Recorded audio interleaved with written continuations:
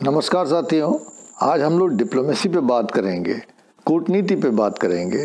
Actually जब diplomacy शब्द का प्रयोग किया जाता है तो ये ग्रीक वर्ड डिप्लोमा से डिराइव किया गया है, जिसका मतलब होता है to deal with a foreign country, अर्थात एक विदेशी किसी राज्य से अपने किस प्रकार का व्यवहार किया जाए उसके संबंध में कुछ व्यवस्थाएं होती हैं जिसको डिप्लोमेसी कहा जाता है।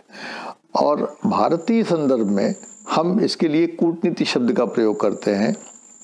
अक्सर बातचीत में आपने ये बात सुनी होगी कि हम दूसरे व्यक्ति के लिए ये शब्द कभी कभी प्रयोग करते हैं कि वो बहुत डिप्लोमेटिक है या उसका उत्तर बहुत डिप्लोमेटिक था। क्या अर्थ है इसका? डिप्लोमेटिक होने का मतलब क्या होता है? डिप्लोमेटिक आंसर देने का मतलब क्या होता है? इसका क्या अर्थ लगाया जाता है?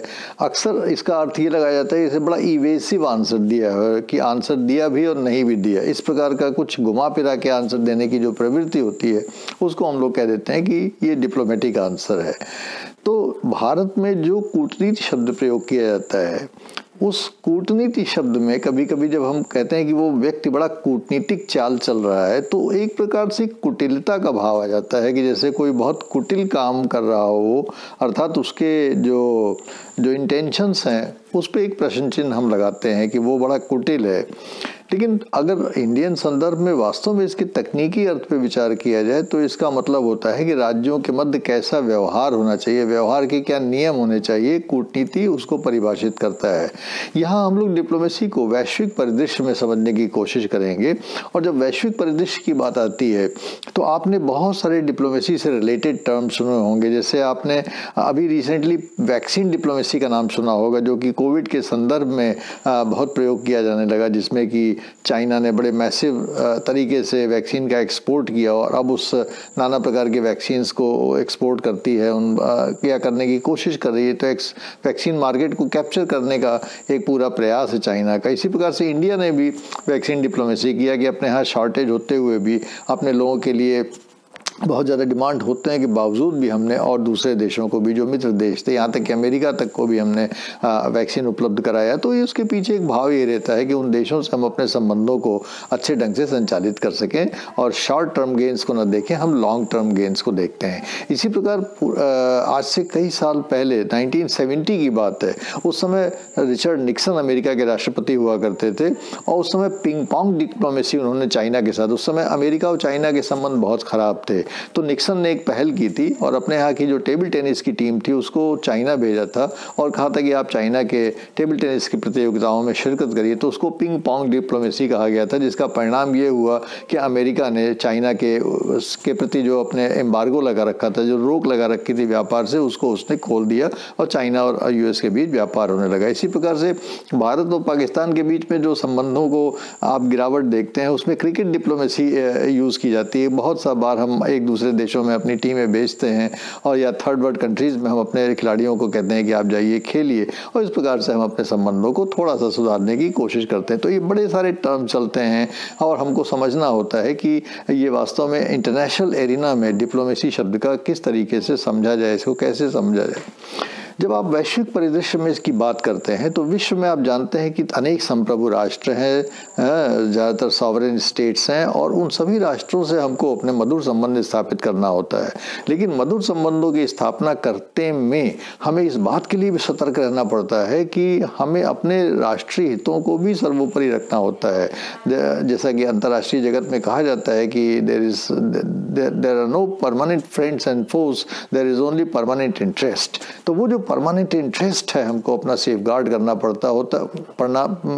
पड़ता है अंतर्राष्ट्रीय संबंध में, और उसी अंतर्राष्ट्रीय संबंध में ये जो संतुलन है कि हम एक दूसरे देशों से संबंधों को भी संचालित करें, संबंधों को भी अच्छा बनाए रखें और अच्छा बनाने के साथ साथ अपने राष्ट्रीय हितों की भी सुरक्षा करें, राष्ट्रीय हितों को भी कैटर करें, राष्ट्रीय हितों को भी बनाए रखें। ये एक बहुत ही संवेदनशील मसला है, क्योंकि अक्सर ऐसा होता है कि या तो हम मित्रता कर लें या हम अपने राष्ट्रीय हितों को सुरक्षित कर लें। इसमें संतुलन बनाना ये डिप्लोमेसी का बहुत बड़ा काम है।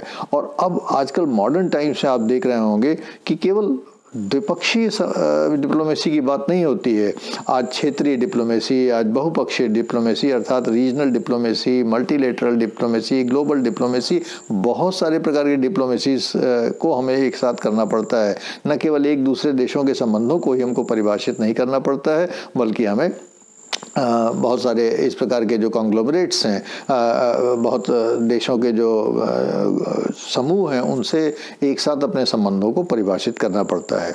तो डिप्लोमेसी जब आप बहुत सारे देशों के या किसी एक देश से अपने संबंधों को परिभाषित करते हैं तो आपको करना क्या पड़ता है? आपको उनसे बातचीत करनी पड़ती है, अपने पक्ष को रखना पड़ता है, उनके पक्ष को समझना पड़ता है और कोशिश करनी पड़ती है कि अपने हितों को आगे बढ़ाते हुए अपने संबंधों को भी हम ठीक से बनाए रखें। तो एक आर्ट ऑफ निगोशिएशंस है, डिप्लोमेसी में एक आर्ट ऑफ निगोशिएशन है, जिसमें कि हमें अपने संबंधों को भी अच्छा रखना पड़ता है और हमें अपने राष्ट्रीय हितों को भी सुरक्षित रखना पड़ता है।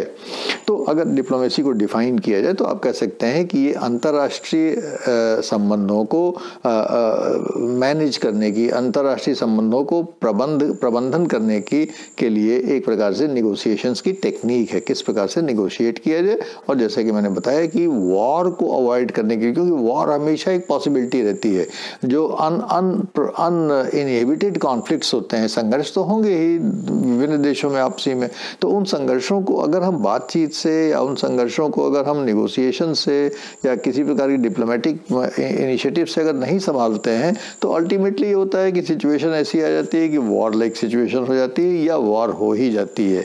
तो हमें नेशनल इंटरेस्ट को प्रोटेक्ट करना हो, मिनिमम कॉस्ट पे करना है, ये भी देखना है कि बहुत पैसे भी ना खर्च हो, और उस जो उद्देश्य है वो ये है कि संबंध अच्छे बने और कम से कम वॉर को या युद्ध की संभावना से हम लोग अपने को बचा सकें।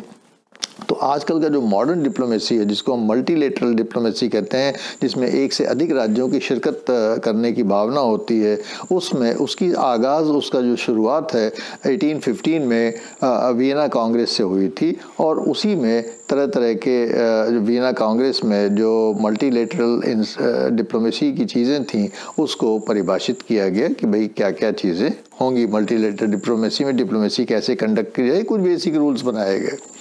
अगर हम डिप्लोमेसी के इतिहास में जाएं तो ये बड़ा इंटरेस्टिंग है। इंटरेस्टिंग इसलिए है कि जहाँ तक भारत का सवाल है, भारत जो आधुनिक काल है उसके बहुत पहले, अगर आप द्वापर युग में जाएं और उसके पहले भी आप त्रेता युग में जाएं, तो कलयुग से चलते हुए, सतयुग से चलते हुए आप जब त्रेता युग में आते हैं, अर्थात जो रामचंद्र जी वाला काल था उसको त्रेता युग कहा जाता है, तो आप देखते हैं कि हनुमान जी और अंगद, ये एक प्रकार से रिकॉर्डेड हिस्ट्री में आप कह सकते हैं कि चाहे वो माइथोलॉजिकल आधार पे ही हिस्ट्री है, लेकिन वो हमारे जनमानस में व्याप्त है। और एक प्रकार से हमको वहाँ पे रिकॉर्डेड एम्बेसडर्स मिलते हैं, रिकॉर्डेड जो राजदूत होते हैं वो मिलते हैं, क्योंकि हनुमान जी भी एक राजदूत के रूप में गए और उसके पहले अंगद भी वहाँ के राजदूत के रूप में गए, और दोनों ने कहा कि हम श्री रामचंद्र जी के राजदूत हैं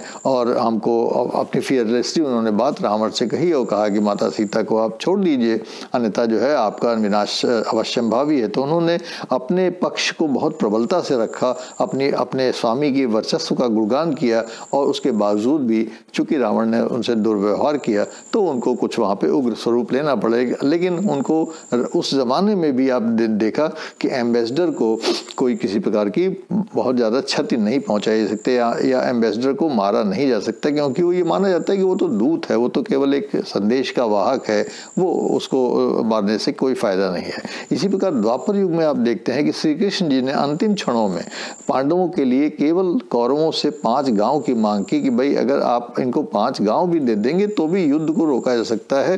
तो युद्ध को रोकने की एक अंतिम कोशिश करने के लिए राजदूत बन के श्री कृष्ण जी कौरवों के पास गए, लेकिन कौरवों ने उनके उस मांग को भी ठुकरा दिया, वो 5 गांव देने से भी मना कर दिया। मनुस्मृति में अगर आप जाते हैं तो मनुस्मृति में भी लिखा हुआ है कि जो वॉर और पीस है, अर्थात जो युद्ध और शांति है, ये बहुत कुछ एम्बेसडर्स पे डिपेंड करती है, राजदूतों पे डिपेंड करती है। और जब कौटिल्य के अर्थशास्त्र में आते हैं, जो कि 4th सेंचुरी BC में लिखा गया था, तो उसमें भी आप देखते हैं कि अर्थशास्त्र में भी कौटिल्य बहुत ज़्यादा अंश जो है अपनी पुस्तक का फॉरेन पॉलिसी और डिप्लोमेसी पे बिताता है। तो इस तरीके से ये शुरू से ही भारतीय संदर्भ में तो डिप्लोमेसी एक बहुत मजबूत कड़ी के रूप में अंतर्राष्ट्रीय संबंधों में परिभाषित रही है। वेस्ट में ज़रूर ये है कि वेस्ट में जब से ये ग्रीक सिटी स्टेट्स का कॉन्सेप्ट आया, वहाँ पे हमको डिप्लोमेसी भी दिखाई देती है, लेकिन वहाँ की जो डिप्लोमेसी थी ग्रीक्स में वो बहुत शॉर्ट टर्म डिप्लोमेसी हुआ करती थी और बड़े स्पेसिफिक पर्पसेस के लिए राजदूतों को दूसरे देशों में भेजा जाता था। और वो जो राजदूत हुआ करते थे वे राजदूत राजशाही परिवार के, राज परिवार के ही किसी बहुत उच्च घराने के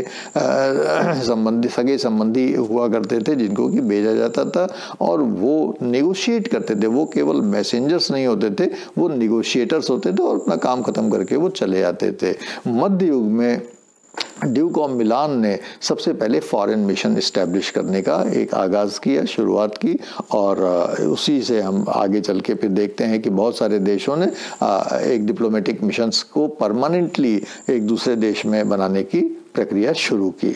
तो ये जो डिप्लोमेसी है ये फंक्शन कैसे करती है? ये डिप्लोमेट्स जो हैं एक्चुअली हर देश के पास एक फॉरेन ऑफिस होता है, एक विदेश मंत्रालय होता है और वो विदेश मंत्रालय पूरे विश्व में हर संप्रभु राज्य में अपनी एम्बेसी दूतावास खोलता है या वाणिज्यिक दूतावास खोलता है और इस चीज़ को कॉन्सुलर ऑफिस कहते हैं। तो एम्बेसीज या कॉन्सुलर ऑफिस खोलते हैं और उसमें एम्बेसडर्स या कॉन्सुलर्स या सेक्रेटरीज जैसे भी उसकी स्टेटस होती है, तरह तरह के कर्मचारी अपॉइंट किए जाते हैं जो कि इंडियन फॉरेन सर्विस में क्वालिफाई करते हैं, उनको वहाँ पे पोस्ट किया जाता है। और जो उनका काम होता है, डिप्लोमेट्स का काम, जो बेसिक काम है आज की तारीख में, वो ये है कि हर देश की एक फॉरेन पॉलिसी होती है, एक विदेश नीति होती है और उस विदेश नीति को उन्हें एग्जीक्यूट करना पड़ता है। तो diplomacy today is the art of executing the foreign policy of your country। ये एक बहुत इंपॉर्टेंट चीज़ है। और इतना ही नहीं बल्कि डिप्लोमेट्स जो हैं जो फीडबैक देते हैं अपने कंट्री को, अपने सॉवरेन को, अपने शासक को जो फीडबैक देते हैं, तो उससे उनके देश को अपनी विदेश नीति को आर्टिकुलेट करने में, अपनी विदेश नीति को और संयोजित करने में, अपनी विदेश नीति को और तराशने में भी मदद मिलती है। तो न केवल डिप्लोमेट्स जो है फॉरेन पॉलिसी को एग्जीक्यूट करते हैं बल्कि उनके फीडबैक से सरकार को अपनी फॉरेन पॉलिसी में थोड़ा बहुत मॉडिफिकेशन या लचीलापन लाने की भी ज़रूरत पड़ती है। वो अपने गवर्नमेंट को रिपोर्ट करते हैं। जो जिस कंट्री में भी आप एम्बेसडर हैं या जिस कंट्री में भी कोई एम्बेसडर है वो वहाँ के सामाजिक, आर्थिक, सांस्कृतिक और मिलिट्री, हर प्रकार के आर्थिक, सामाजिक, सांस्कृतिक, शैक्षणिक जो भी चीज़ें हो सकती हैं जो कि जिसके आधार पे वो आकलन कर सकता है कि उस कंट्री की क्या स्थिति है, अच्छाइयाँ क्या है, बुराइयाँ क्या है, स्ट्रेंथ क्या है, उससे हम अपने संबंधों को कैसे परिभाषित कर सकते हैं, ये सारी चीज़ें वो भेजते हैं अपने मदर कंट्री को। और इस प्रकार से जो वो सूचनाएं भेजते हैं उन सूचनाओं के आधार पे कभी कभी बहुत अच्छे एग्रीमेंट्स होते हैं, कभी ट्रीटीज़ होती हैं विभिन्न देशों के पक्ष में और उनके संबंध आपसी मजबूत होते हैं। आपने अक्सर एक डिप्लोमेसी में टर्म सुना होगा, track 1 diplomacy, track 2 diplomacy, track 3 diplomacy. आपसे अक्सर ये पूछा जा सकता है, या मल्टी ट्रैक डिप्लोमेसी आपसे पूछा जा सकता है इंटरव्यू में या कहीं भी कि भाई ये ट्रैक 1, ट्रैक 2, ट्रैक 3 और मल्टी ट्रैक डिप्लोमेसी में क्या फ़र्क है। इसको समझना बहुत ज़रूरत है और बहुत सरल है इसको समझना। देखिए ट्रैक 1 जो डिप्लोमेसी है वो ट्रेडिशनल डिप्लोमेसी है, that is between one government and another government, अर्थात ये ऑफिशियल चैनल होता है। इसमें जो फॉर्मल एम्बेसडर्स होते हैं, काउंसलर्स होते हैं या प्रधानमंत्री के लेवल पे या हेड ऑफ द स्टेट के लेवल पे या और कोई हमारा ऑफिशियल डेलीगेशन जा रहा है, तो बिल्कुल जो ऑफिशियल औपचारिक संबंध होते हैं उनको हम ट्रैक 1 डिप्लोमेसी के रूप में कहते हैं। लेकिन यहीं पे बात समाप्त नहीं होती।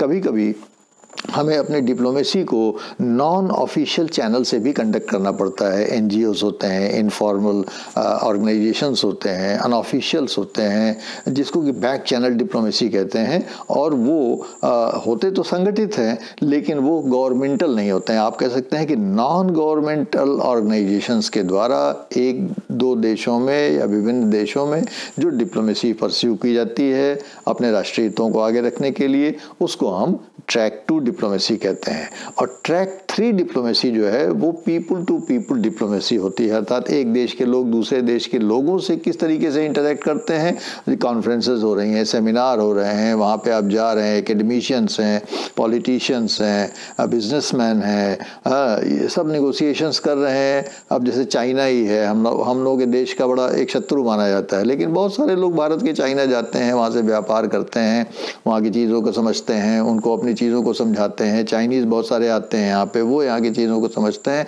तो पीपल टू पीपल, पाकिस्तान में जब आप जाते हैं तो आप देखते हैं कि वहाँ के लोग हमारे देश के बहुत सारी चीज़ों को पसंद करते हैं, क्योंकि बहुत सारे लोग तो यहीं से गए हुए हैं, हिंदुस्तान से ही गए हुए हैं, तो वो हिंदुस्तान को याद भी करते हैं, उसके प्रति बहुत सम्मोहित भी होते हैं। उनको ये भी लगता है कि कभी वो हिंदुस्तान आ पाएंगे कि नहीं, अपने रूट्स से मिल पाएंगे कि नहीं। तो एक अजीब सी फीलिंग होती है जो पीपल टू पीपल होती है, उससे भी आपस में बहुत सारे संबंधों को ठीक कर सकते हैं। तो इसको ट्रैक 3 डिप्लोमेसी कहा जाता है। और मल्टी ट्रैक डिप्लोमेसी वो होती है जहाँ पे कि हम तीनों ही चैनल्स का, तीनों ही टाइप के ट्रैक्स का प्रयोग करते हैं, अर्थात ऑफिशियल लेवल पे भी चल रहा है संबंधों को परिभाषित करना, अनऑफिशियल लेवल पे भी चल रहा है संबंधों को परिभाषित करना, और पीपल टू पीपल लेवल पे भी संबंधों को परिभाषित करना चल रहा है।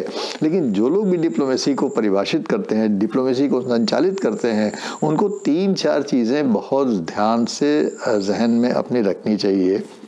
और पहली चीज़ ये है कि प्रत्येक डिप्लोमैट को ये रियलाइज़ करना पड़ता है कि वो एक दूसरे वातावरण में काम कर रहा है। मान लीजिए आप चाइना में डिप्लोमेट हैं, तो अब चाइनीज़ जो सोसाइटी है, उस सोसाइटी में तो आप बिल्कुल अकेले हैं, वहाँ तो कोई भारतीय है नहीं।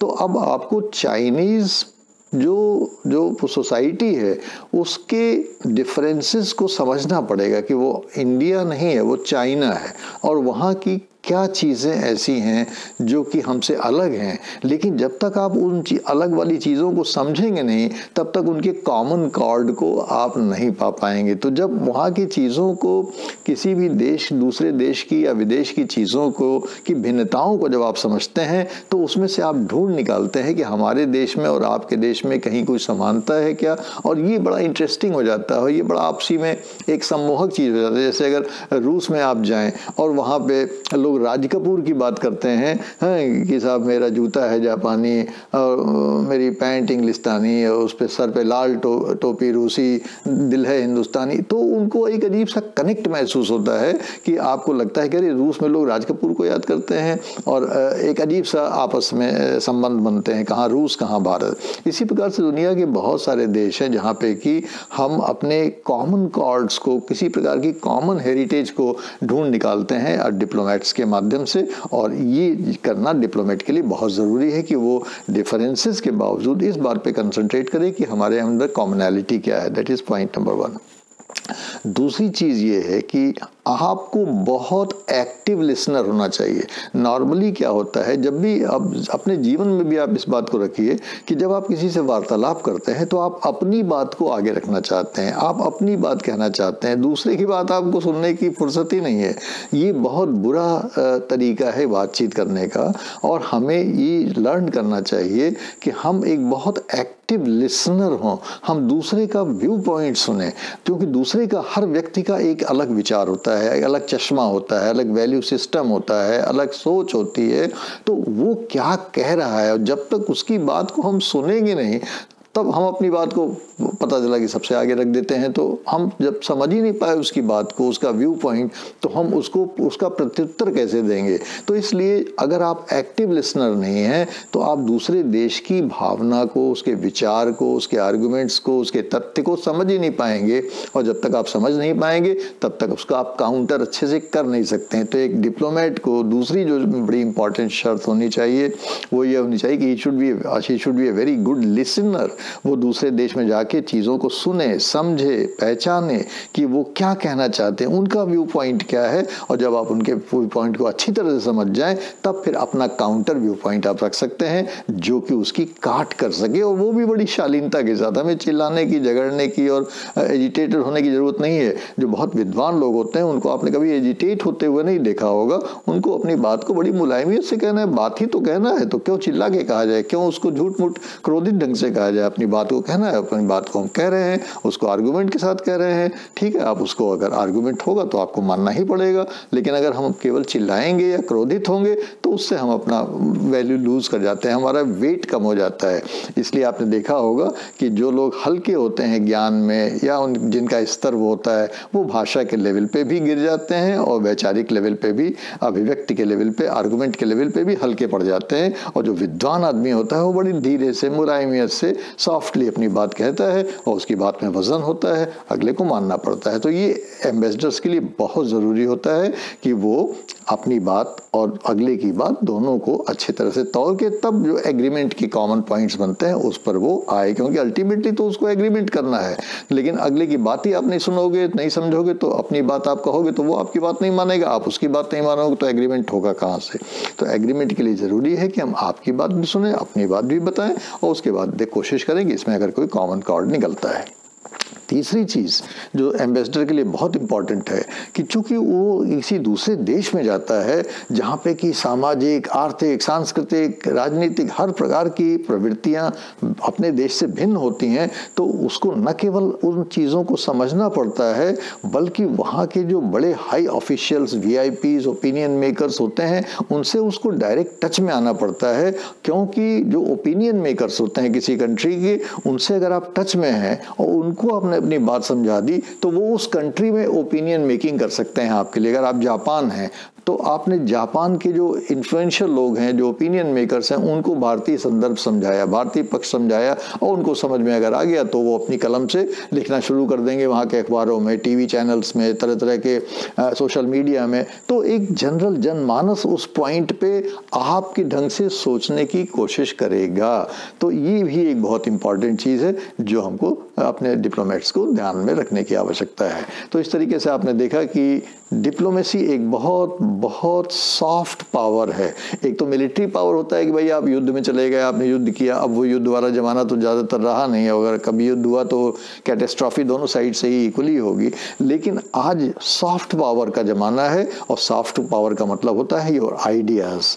इसीलिए कहा जाए pen is mightier than sword, अर्थात आज का पेन क्या है? आज का पेन है भाषा, आज का पेन है विचार, आज का पेन है हमारे वैल्यू सिस्टम। और इनको हम अगर दूसरे को कन्विंस कर सके तो हम अपनी बात दूसरे से मनवा लेते हैं। डिप्लोमेसी का यही मूल मंत्र है कि चाहे वो द्विपक्षीय संबंध हो, चाहे बहुपक्षीय संबंध हो, वहाँ पे सैकड़ों लोग, हर देश के लोग अपनी अपनी बात कह रहे हैं। आपकी बात में वजन कितना है, ये आपके कहने के अंदाज, आपका विचार, आपकी बॉडी लैंग्वेज, आपका रैशनैलिटी, आपके आर्गुमेंट्स, आपके एविडेंसेस, ये काउंट करेंगे। ये नहीं काउंट करेगा कि आप वहाँ क्रोधित हो रहे हैं और बड़ी तेजी से आप चिल्ला रहे हैं, उसको कोई वहाँ पे इंपॉर्टेंस देने वाला नहीं है। तो this is what our diplomats need to learn. तो इसलिए डिप्लोमेसी संबंधित ये कुछ बातें थी। अगर इस संबंध में आपके कोई प्रश्न हो, कोई विचार हो, ज़रूर हमसे शेयर करने की कृपा करेंगे। Thank you very much.